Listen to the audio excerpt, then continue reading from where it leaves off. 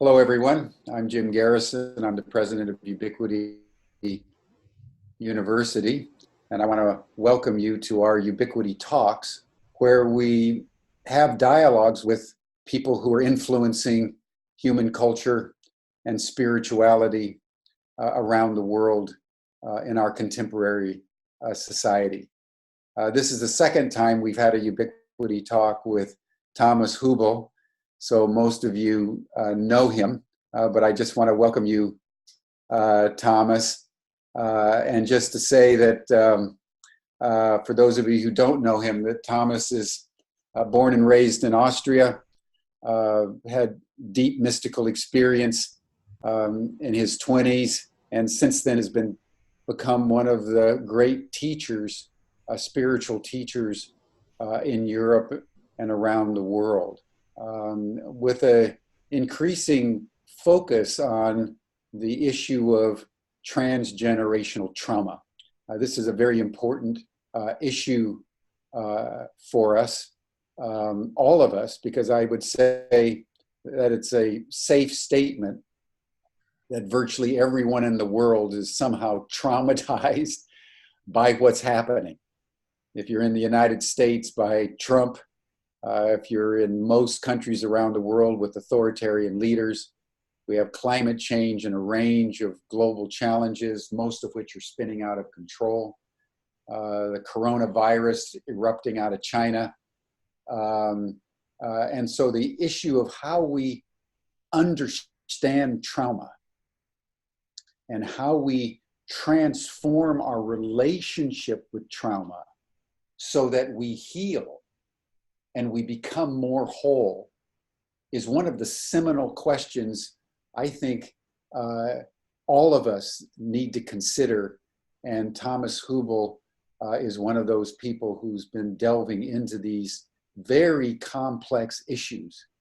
Because when you think about trauma, it's not just individual, it's communal. It's not just communal, it's transgenerational.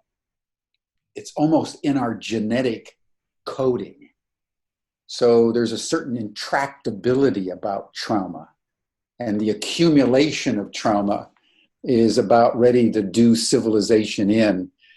And of course, this is one of the reasons why we're making this the theme in our Chartres Academy this July 5 through 11 in Chartres, France.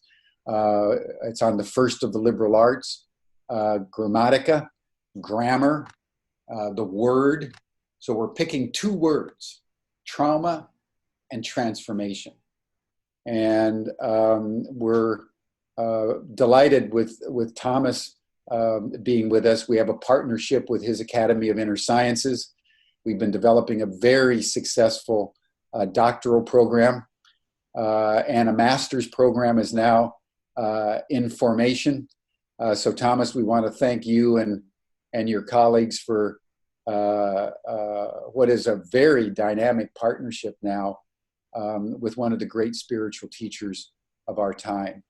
So Thomas, why don't we just dig in, and you may want to say something additional about yourself, maybe of interest to people to know how you really began to come into an awareness of the gravity of trauma in the world, and then maybe speak a little bit about your approach, and then we can enter into a conversation. And then after about 30 minutes or so, we'll open it up to the attendees, to anybody who wants to make a comment. You just have to raise your hand. If you go to the attendee list, there's a little button and your hand will go up and I'll be able to see it and we'll bring you into the conversation. But welcome, Thomas, and thank you for joining. Yeah, thank you, Jim. Thank you. Yeah, welcome everybody. And yeah, as Jim said it already, like originally I studied medicine in Vienna. When I was 26, I left my medical studies and I went on a 4-year, almost 5-year meditation retreat. And then I started to teach, which was great, and also taught me a lot.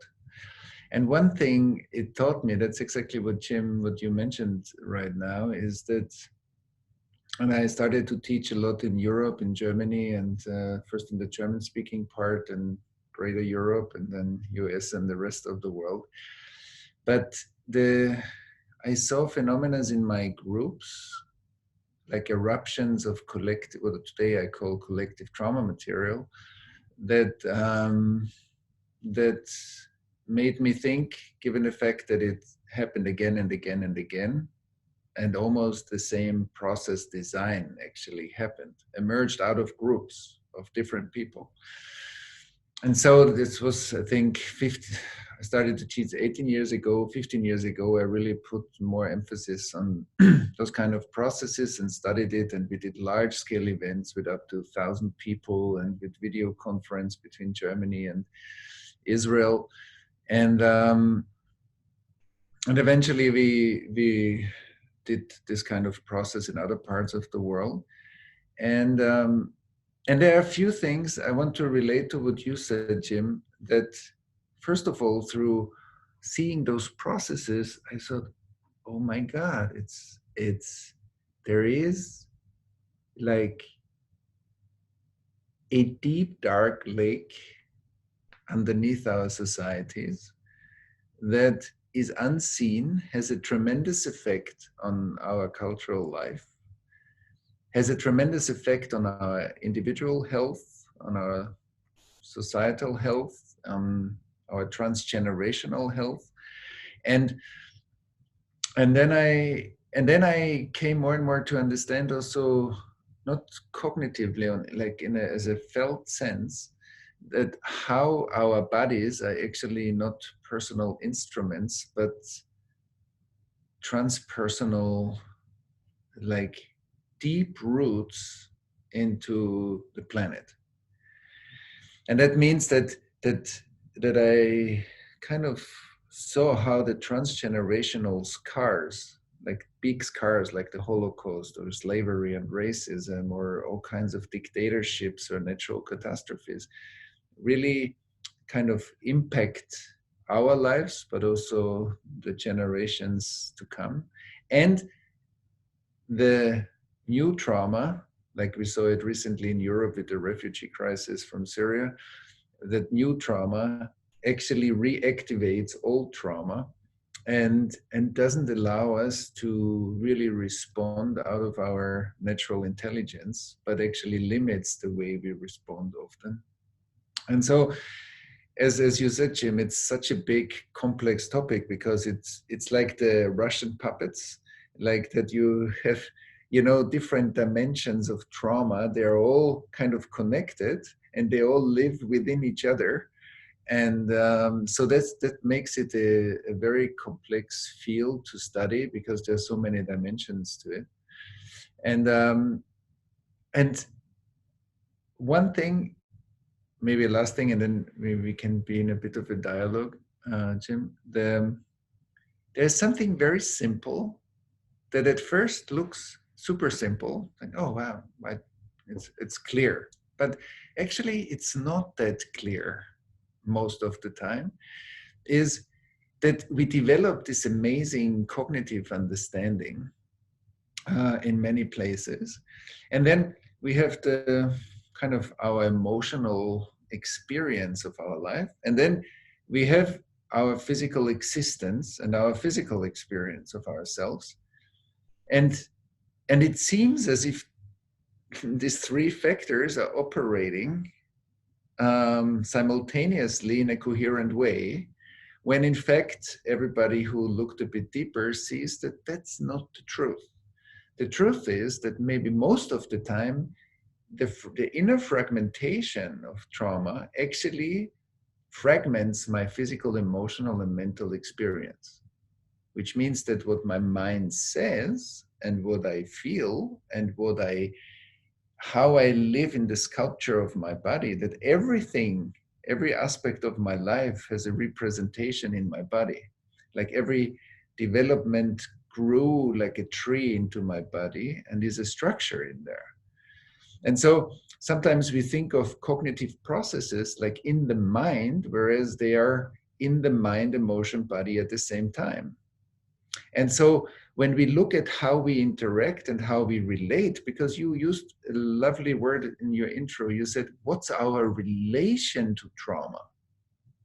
And I'm saying something that sounds a bit maybe radical now. Like just when we take fear. So at least a big part of the population would be very happy to get rid of fear to really be able to live life fully. But it's like I'm saying, how often would I say, oh, I'm so happy to get rid of my arm so that I fit through the door? None of us would really say, most of the people wouldn't say that, because I'm happy to keep my arm and find a way through the door. But fear seems to be this kind of entity that is my biggest enemy. And if I cut it away, I will be a more wholesome person. And that's just one of the ways that what the sentence that I want to underline is what you said, like, what's my relation to trauma? Not what's my judgment onto the symptoms that trauma create in my life.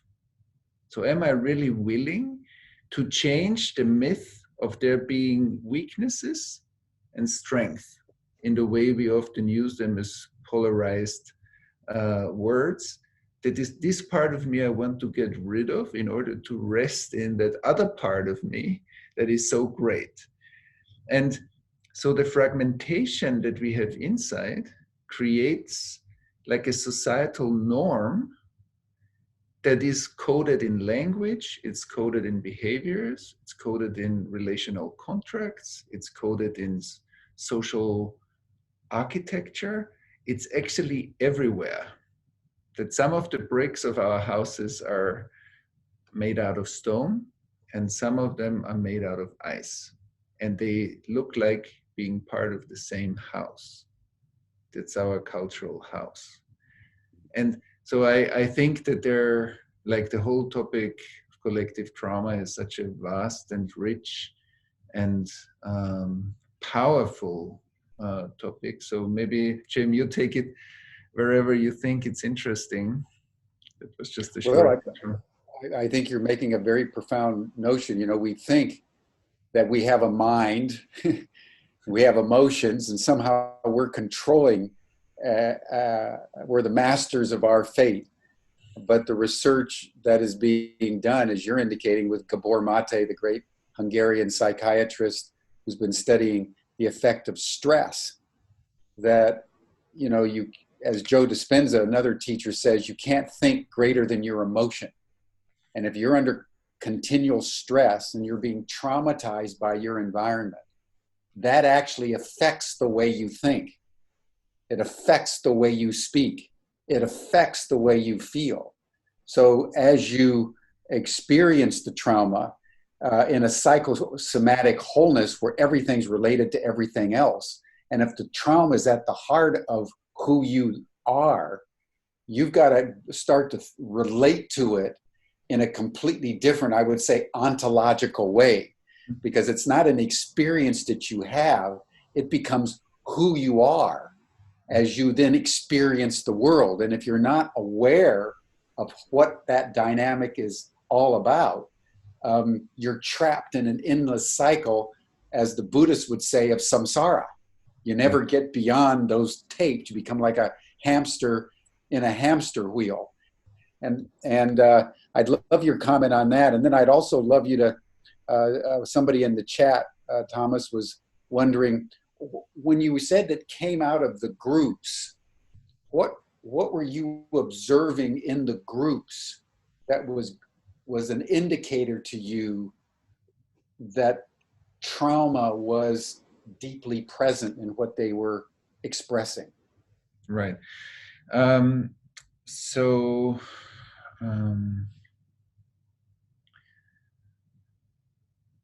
Let's talk first about the groups. So there was something very powerful happening, because when there is deeper relationality, so people relate to each other within a group, they create more belonging, then that creates more safety. The safety creates a certain relaxation of the nervous system. the nervous system starts to slowly melt and release kind of unprocessed stuff, because the nature of trauma is frozen information. I often say integrated history is presence, unintegrated history is the past, which means we are only dealing with stuff that limits my current moment, the experience of my current moment. I will feel fear when I need to take a business decision. And then there are many people that might support me in the notion that my fear is really it's about $100 million, so it's really important. No, that fear has nothing to do with that decision. That fear has something to do with my past. But that's very important. It's a difference if I'm looking at digesting my past or how I look at the business decision. Because if I'm integrated and embodied, I will feel my way into there and I get the knowledge I need to take this decision. But the fear is different. Or when people say the myth of stress at the workplace. No, stress starts mostly with our first years in life, and we carry that kind of successfully into our workplaces, and there we also feel stressed. That's different.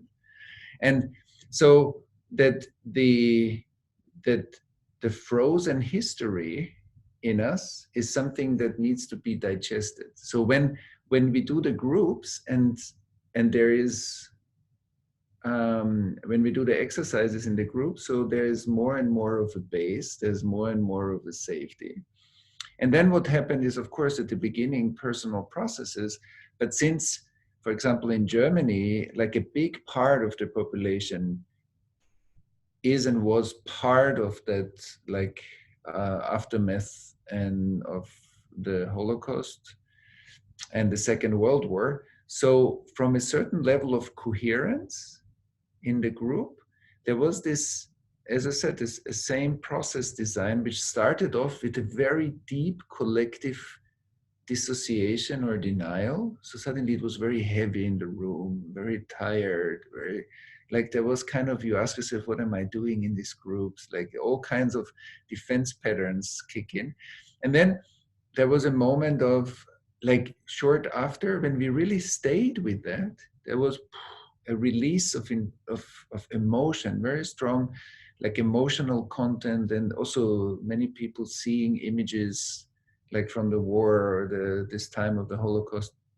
And then we moved over to, and that was very interesting, even when we did the process later also with people from Israel or whatever, American Jewish people, that it didn't end up in a kind of a blaming conversation. It actually went very often into a very naked voicing of aspects of the collective trauma.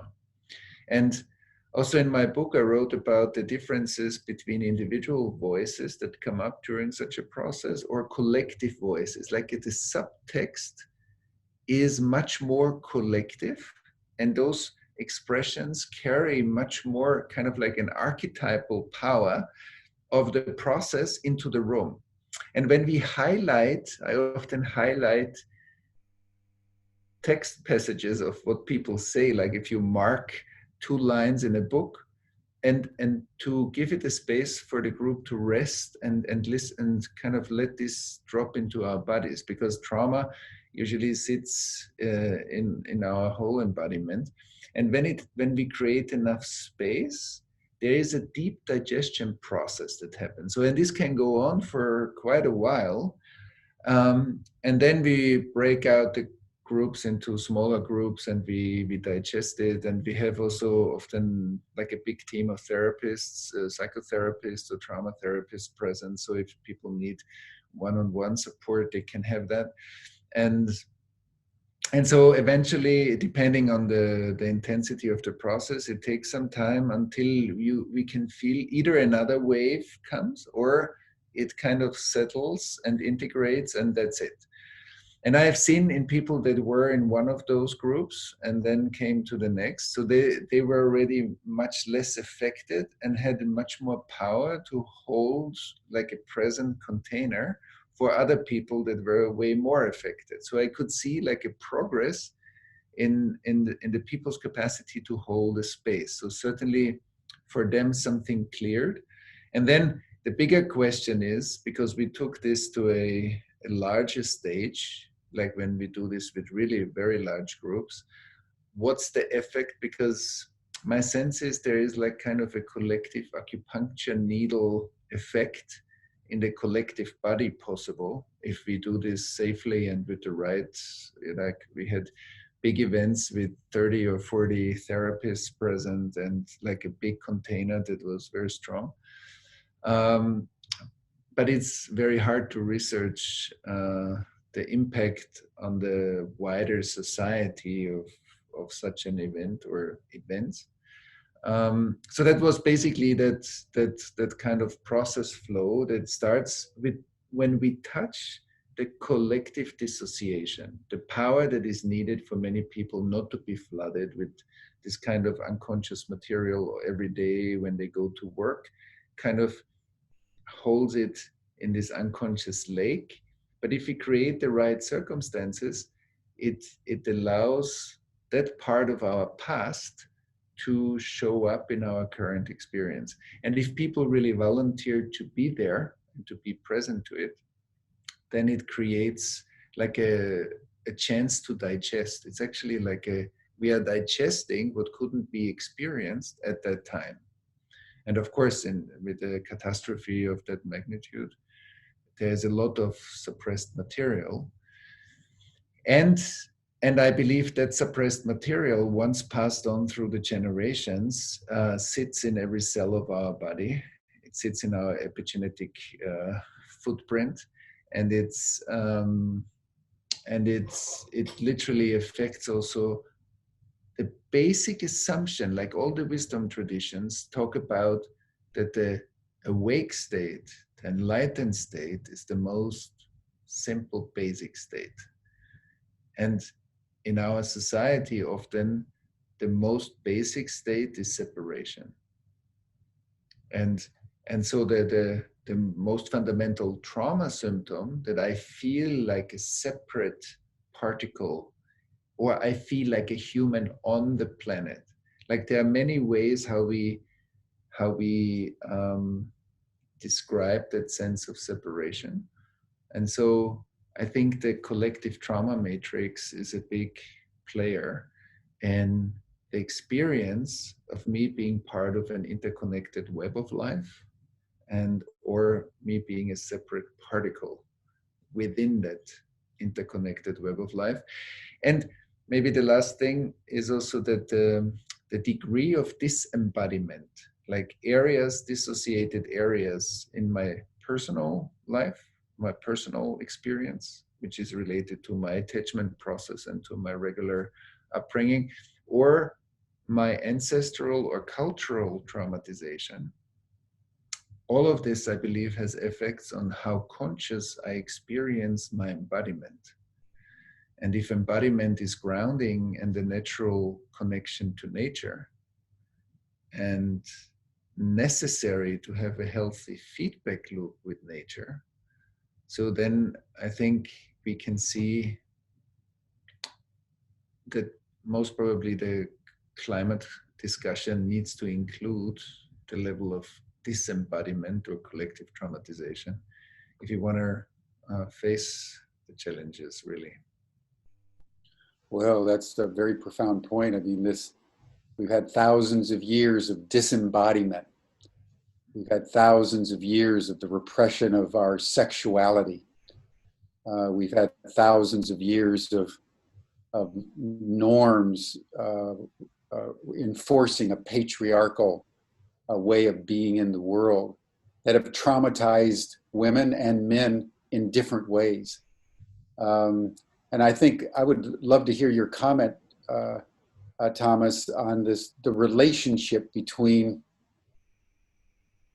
trauma and sort of repressed sexuality. I'm thinking of Wilhelm Reich's notion of repressed sexuality being the basic trauma, and the liberation of that, the coming into our bodies in in a free and unashamed way as being a fundamental focalizers of liberation.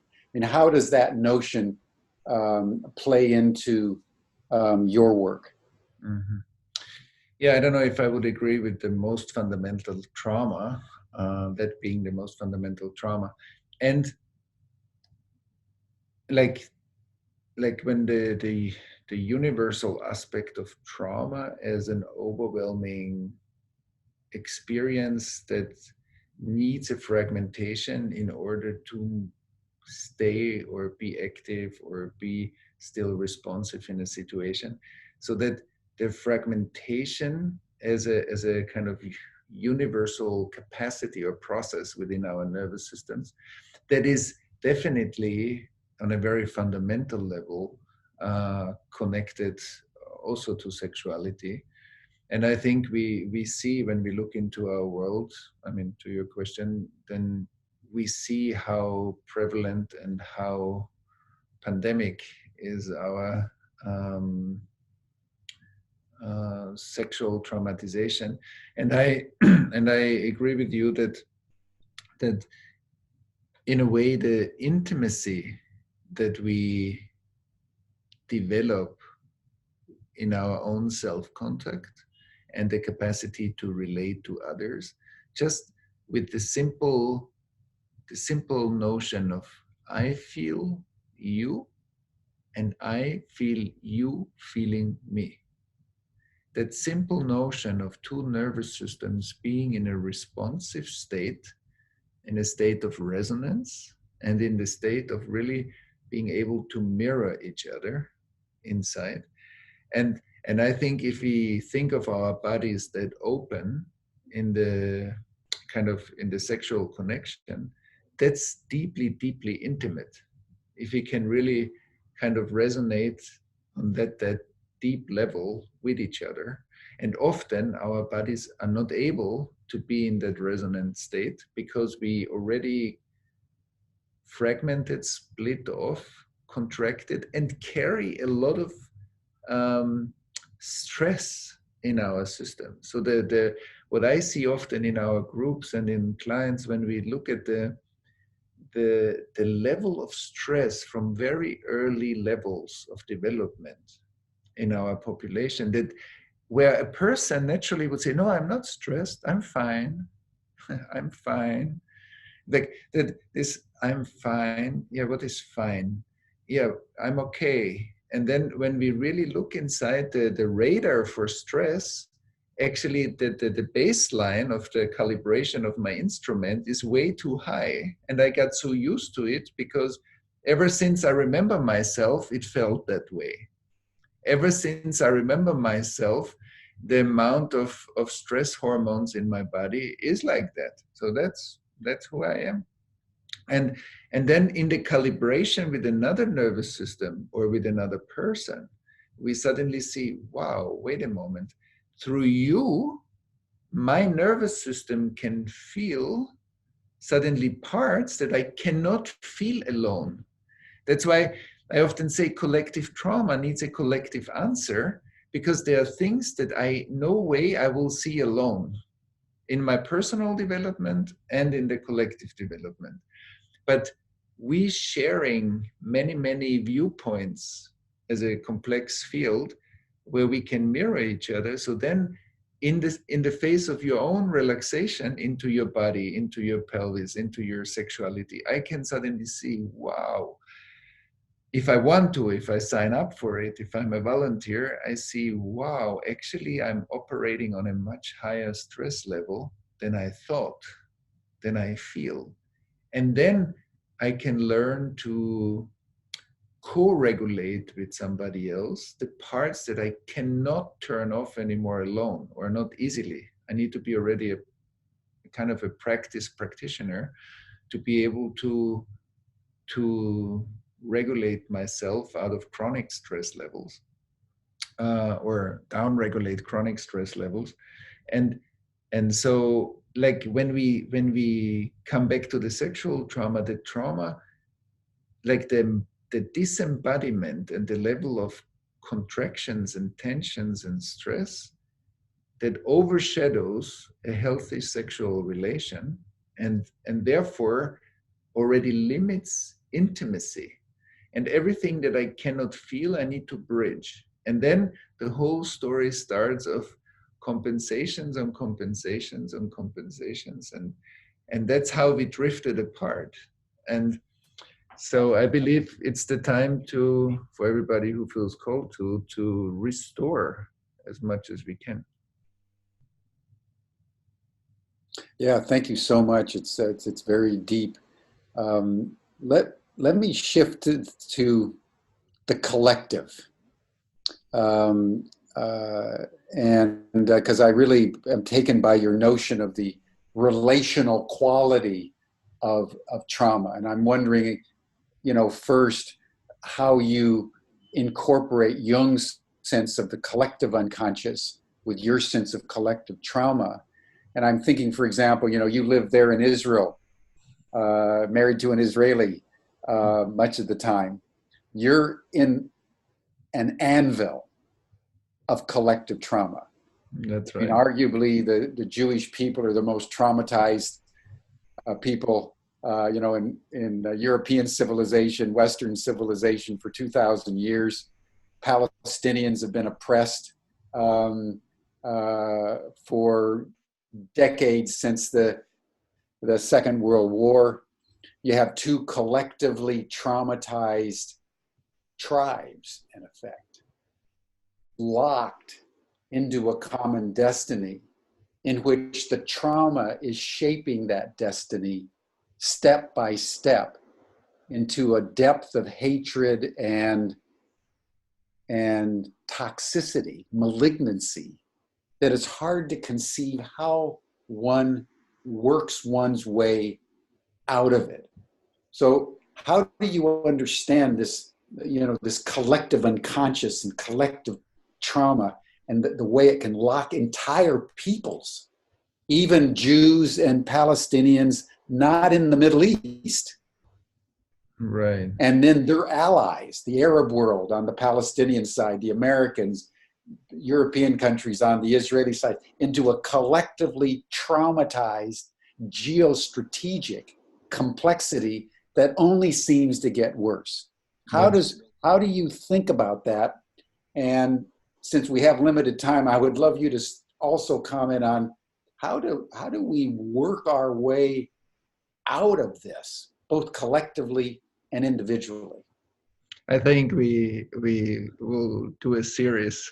Like we need an online course for this. The question is too big; it doesn't fit on my screen here.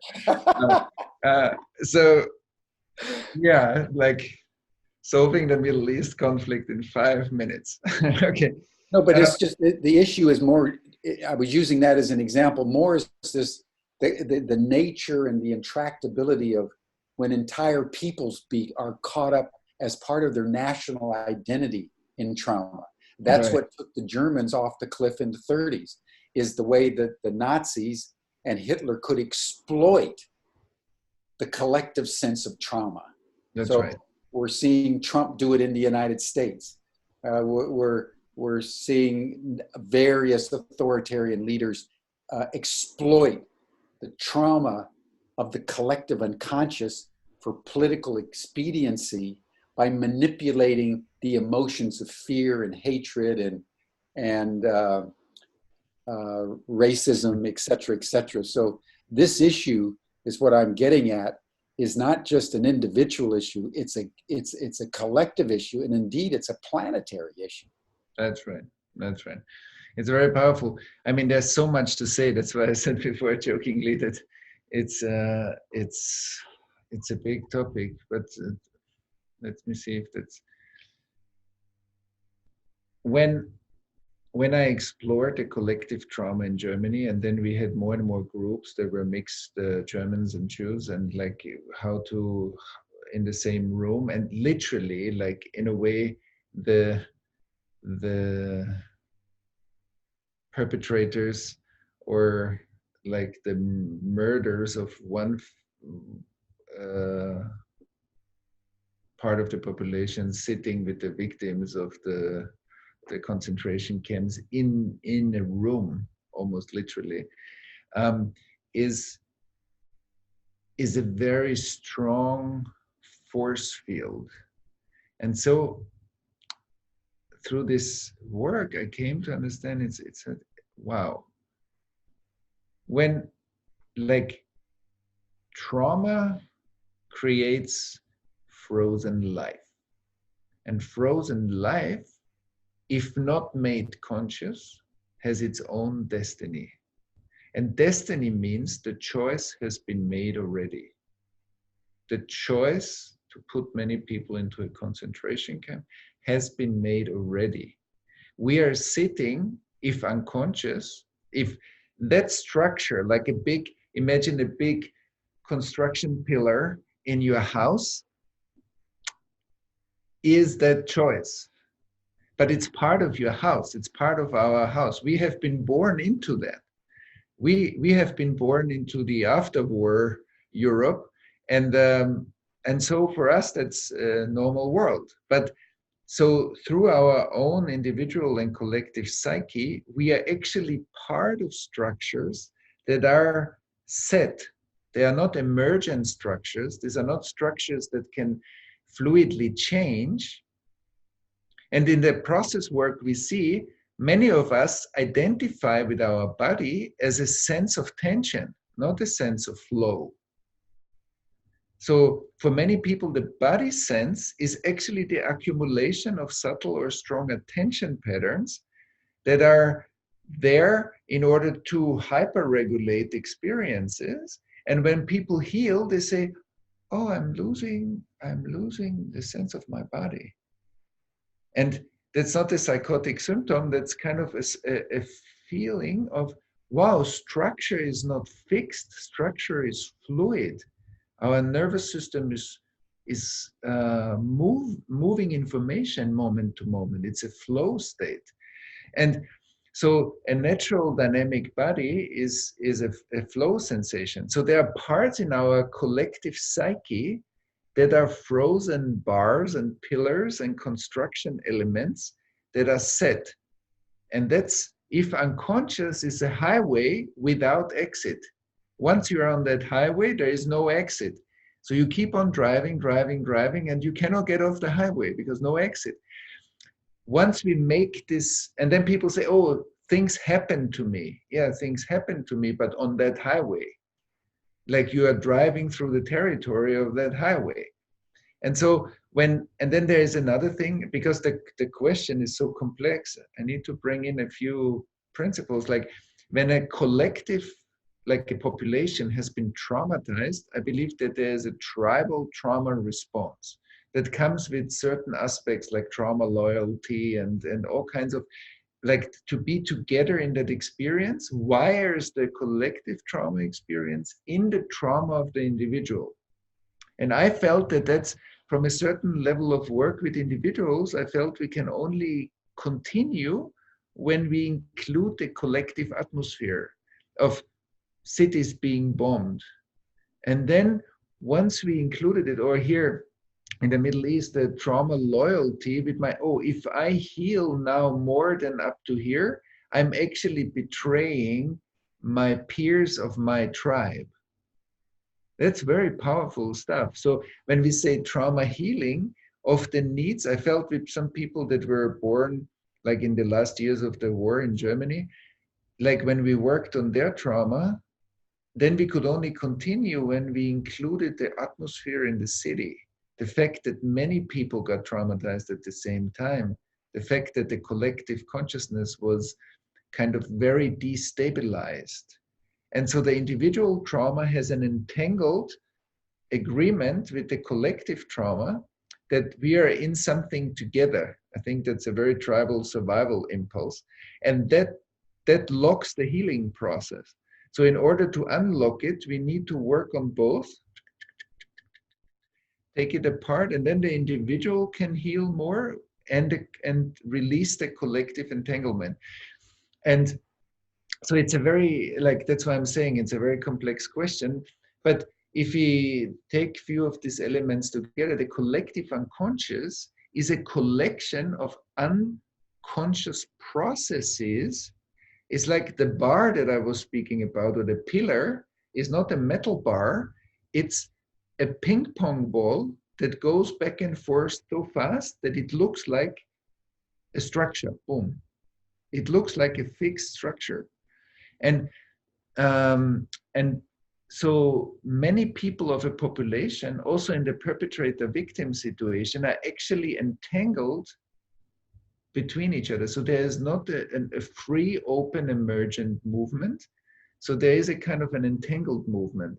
That's why often, like trauma loyalties will create relationships. They will meet each other in life and have a kind of a click.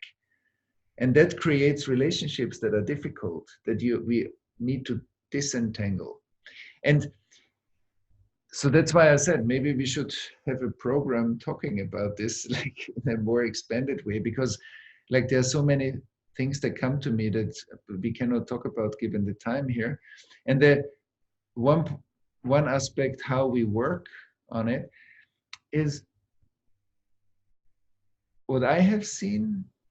The highest excellence of process work is when we can be really, really precise with what is happening now. I don't need anything but a high level awareness.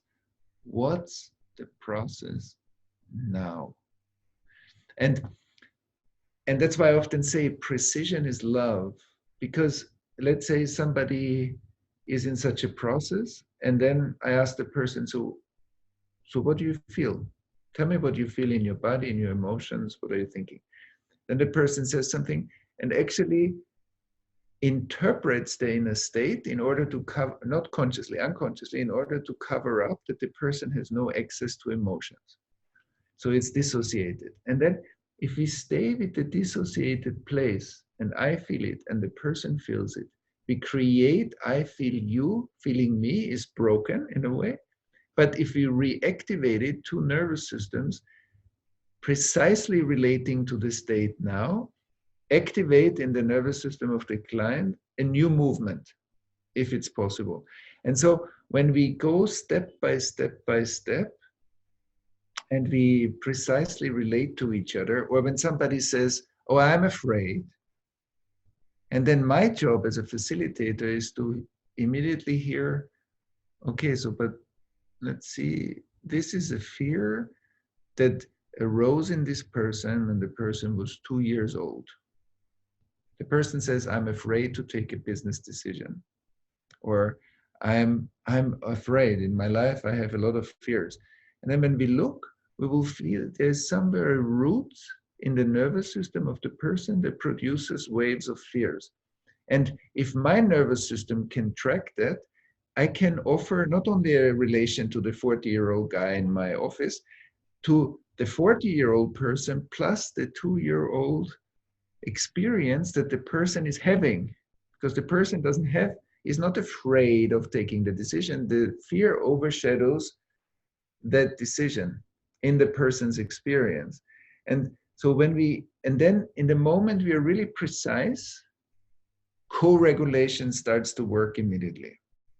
So that's why I often say to the facilitators and therapists we train, like when somebody says, I'm afraid, that's not enough. I need to know, yeah, but like at the interior designer, which green are you talking about? A very light green, a dark green? It's a difference. And the intervention will be very different if we talk about very, very early attachment fears, or we talk about somebody that has been bullied in school at age 12. The persons will both come to me and say, I'm scared, but they are scared in a very different way. They need a very different relation. Their nervous system needs a different level of co-regulation that is appropriate to the age of the process. So it's a complex thing. And then when we open that matrix, because I think our nervous system is actually such a time travel machine that can access different time zones. And then we can open this to ancestors. We can open that to cultural impacts that are stored in the collective. So we have actually a sensory organ to relate to Germany 1940. There's a way not to just think about it, but to be able to attune to it and have a different way of experience. And I think these are, as you said, Jim, we just have a limited time, but there's a lot to say about them. Yes, I know we're running to the end here, but I would just ask, I would say a final question. What, given the complexities, what is your sort of summary of the pathway for coming to terms with trauma and beginning a process of liberation? One of the people in the audience, Sue, made a very powerful comment. She says, the mind itself becomes the concentration camp. That's right. Unless and until we liberate ourselves from trauma. That's right. Nice. That's true for most of us. We don't even know where the trauma has come from. That's how deeply it's embedded, like our stress. Yeah. What's the pathway? What's the transformational kind of modality that you feel is effective for people in coming to terms with it and getting out of the concentration camp into the full light of day? I like the sentence of the concentration camp of the mind. It's lovely. Again, given our time frame, a few bullet points. One is, we have to walk forever. Only if we walk forever, we have time for now. If I'm limited by my own mortality, which means I'm all the time in a hurry, that I need to get it done within a certain time frame, so I forward project my own death, which means I'm constantly a bit in a hurry. And that's why I don't have time to talk to you, because I'm already thinking now, what will I do after? So I will talk to you, but actually I want to get enlightened. Actually, I want to get there. Actually, I want to be there. That is not helpful in being where we are, because presence means that I can more and more and more and more be where I am and be the home for an emergent future. But the future is not a place to run away to. It's not a better version of now. It's an emergent space that arises out of the present moment. That's different. For many people, the future is a runaway. It's a hideout from now. That's not helpful. And the spiritual illusion is that the awakening process will happen later. So that's why I have now this conversation, but then I'm happy to go to meditate. Then I'm happy after I raised my children, after I am done with this work, after, but then it's always after, because after will be another after. So that I see, that's a fundamental trauma symptom. That's the first thing. The second thing is time, space, and rhythm matter. When we talk about trauma, we talk about mind, emotion, body. And I think we need to introduce time, space, rhythm as a fundamental aspect of the process work that we need. So every level of development has a rhythm, a pulse, and has a time space. And time space is an important function. It's the function to witness, it's the function to digest, it's the function to be in a collective synchronization with time space of many other people. And then, so that I can be here, that I can be in tune, and then it's us. I have the feel, I talk to many people, and many people kind of, first of all, did already a lot of work. Sometimes when I start my groups, I say, okay, here are most probably centuries of therapy in this room. Sometimes centuries of meditation practice. If you combine all the people's practice together, so how many years did you go to therapy? 5 years, and you 8 years, and so you have centuries of therapy in the room, and so there is a readiness to make another step, and one of the steps is the collective that we more and more see, also supported by technology and the current collective development in the world. We need like we need to expand our healing capacity into the collective dimension. And I often say, I think Freud was a big initiator, like an impulse for our current psychological understanding. And I think we are heading towards, given the spirit of our time, to another phase of understanding healing that is much more collective, that involves many people, that groups, small groups, big groups, are powerful resonance bodies with the right ingredients, have a lot of healing capacity.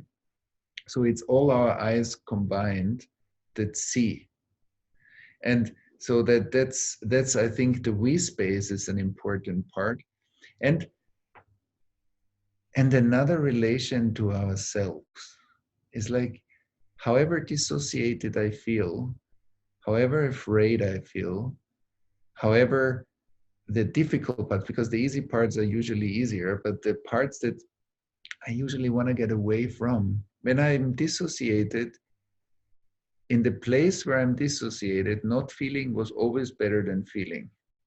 There's a fundamental intelligence to our internal processes, and that fundamental intelligence needs us to listen to it. When a child is afraid and contracts the pelvis and has a lot of stress inside, and later on the person is too fast, too stressed, and maybe has sexual issues, that was an intelligent process at the time that it was really, really needed. To, in an abusive household, to leave the body and to be just in one's imagination of a better world was a tremendous defense mechanism. It was the best thing the person would do, otherwise the person wouldn't do it. Now, as a grown-up, I feel I cannot ground my life, my projects don't work, I have great ideas, but I cannot make them real in the world and manifest them. Yes. So by respecting the intelligence of the process, healing happens through appropriate relation.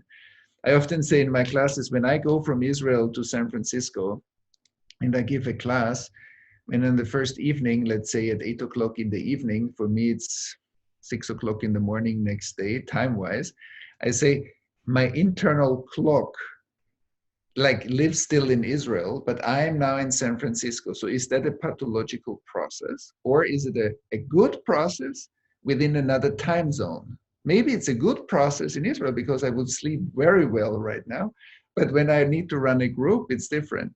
And so like that, many layers of processes that we encounter in us, we don't understand because we don't listen on the right level of attunement. So I think these are just a few things. Precise relation, it needs us. Walking forever means that I have time for now. And to become a resonance body that helps us to really appreciate those processes in each other and create collective vessels. I think these are just a few. I mean, we could have another online series just on it. Well, Thomas, thank you so much. And I tried to shape the discussion around as many questions as you all have been putting into the chat box, and there's many more questions. Clearly, we need to do a webinar or some extended course on this because it's immense. But if we don't solve this issue of our collective and deepening trauma, we may lose civilization as we know it. So, we again appreciate our partnership with the Academy of Inner Sciences at the doctoral and now the master's level. We're going to be taking these themes up at Chartres this summer in our liberal arts series. Thomas, I just want to thank you for our participation. You have profound insights, man. And you have a very, very clear mind and a wonderfully big heart. And your students are very fortunate to have you with them, and Ubiquity is very privileged to have you honor us with this Ubiquity talk. So thank you very much. Thank you all.